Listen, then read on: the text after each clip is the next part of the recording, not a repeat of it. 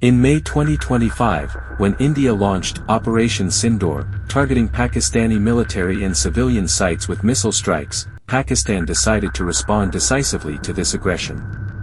Pakistan initiated Operation Bunyan Marsous, a name derived from the Qur'anic verse that symbolizes unity and steadfastness. Under this operation, Pakistan targeted 25 Indian military installations using missiles and drone strikes, including missile depots and airbases.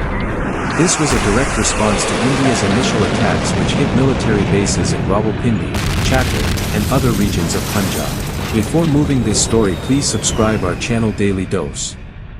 During this intense escalation, both countries accused each other of aggression.